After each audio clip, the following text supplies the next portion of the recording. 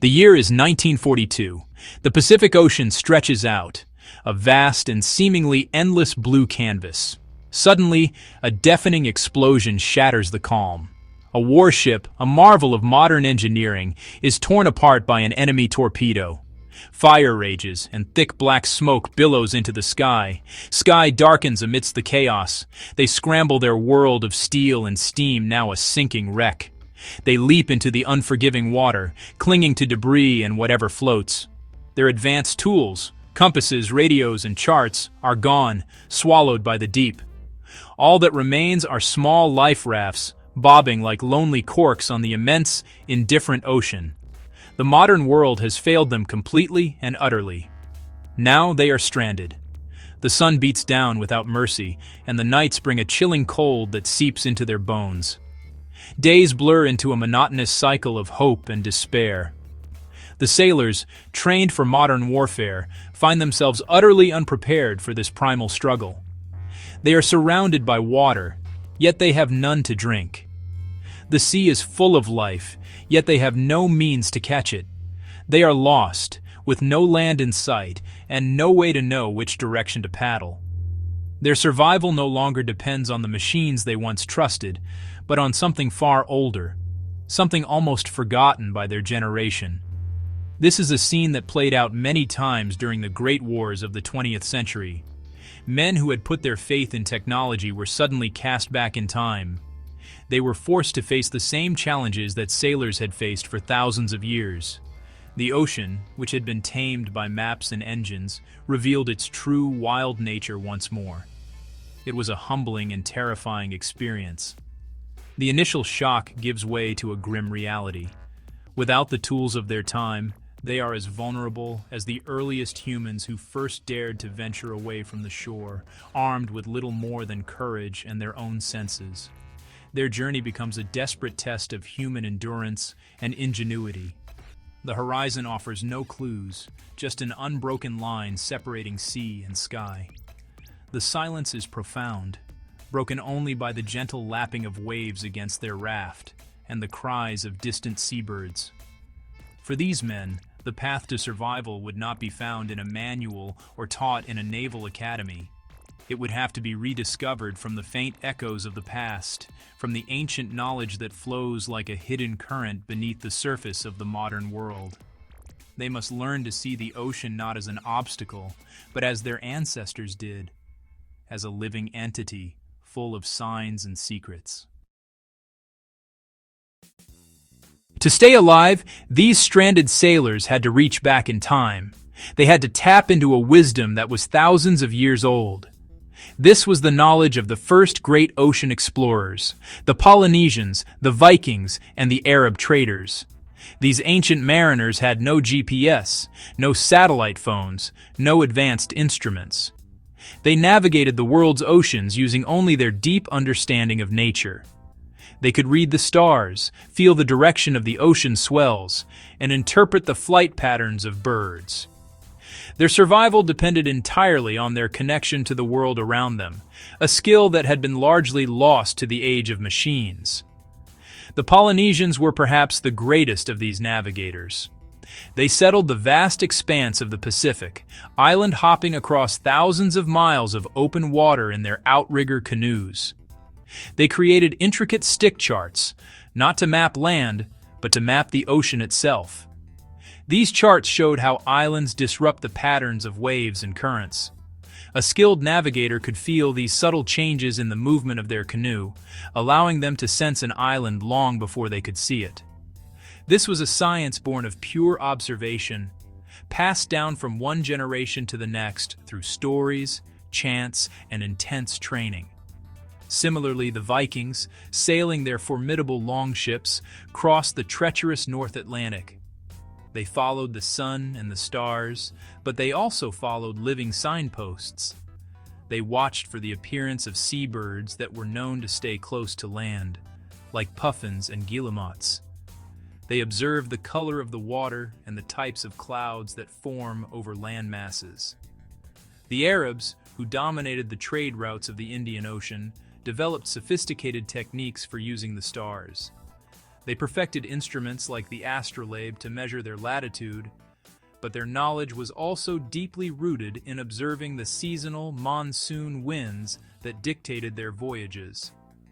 For the World War II sailors, this ancient knowledge was not a history lesson, it was a lifeline. Though they had never been taught these skills, the fundamental principles were there to be discovered. The ocean behaves in predictable ways, and the clues are always present for those who know how to look. The sailors had to unlearn their reliance on technology and relearn how to use their own senses.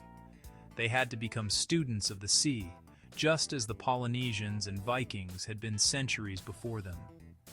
Their survival depended on rediscovering this forgotten, almost instinctive human ability to read the natural world. The most immediate challenge for the lost sailors was finding direction. Without a compass, the vast ocean offered no obvious path. Yet the ancients knew that the ocean itself is a map. The key was learning to read the swell. Ocean swells are long, rolling waves generated by distant storms, and they can travel for thousands of miles. Unlike the choppy, wind-driven waves on the surface, these swells maintain a consistent direction.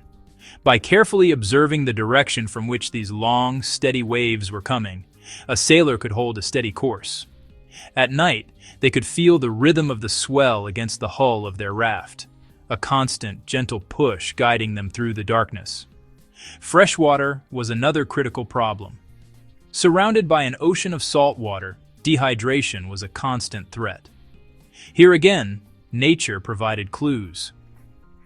The sailors learned to watch the sky. Certain types of puffy, low-lying cumulus clouds often form over islands as warm, moist air rises from the land. A stationary cloud on an otherwise clear horizon could be a signpost to land. More importantly, they became expert rain catchers. They would use any piece of canvas or cloth they had to funnel precious rainwater into containers. They learned that a passing squall, which might seem like a misery, was actually a gift from the heavens, a chance to replenish their life-giving supply of fresh water. The animal life of the ocean also became their guide. Seabirds were especially important. Certain species, like terns and boobies, fly out to fish in the morning and return to their nests on land in the evening. By watching the direction of their flight at dusk, the sailors could get a rough idea of where the nearest land might be. The presence of a large flock of birds actively feeding was also a good sign, as it often indicated an upwelling of nutrient-rich water, which is more common near islands and underwater mountains. The ocean was no longer empty. It was filled with signs pointing the way to safety. Catching food was a matter of pure invention. With no fishing rods or nets, the men had to improvise. They fashioned hooks from pieces of metal, a pin from a uniform, or even a sharpened piece of wood. They unraveled threads from their clothing to create fishing lines. They learned that at night, small fish and squid would be attracted to any light. Even the faint glimmer of the moon on a piece of metal dangled in the water. They used their own shirts as makeshift nets to scoop up small creatures. It was a slow and frustrating process, but each small fish was a victory, a tiny parcel of energy that kept them going for another day.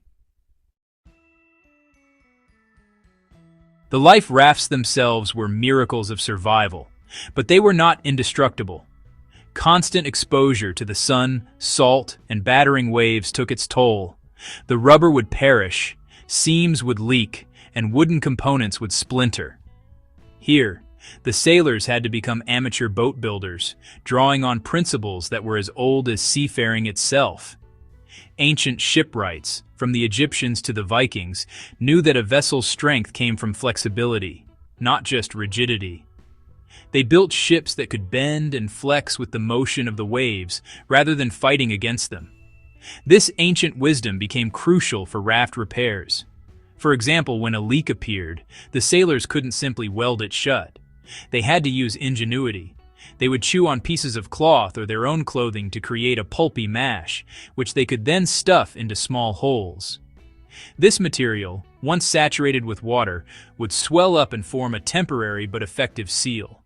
They used strips of their own leather belts to lash broken parts together, creating a repair that was strong yet flexible enough to move with the raft. This echoed the way ancient boat builders used ropes made of animal sinew or plant fibers to tie the planks of their ships together, allowing the hull to absorb the shock of heavy seas. The Vikings, in particular, were masters of clinker-built ships.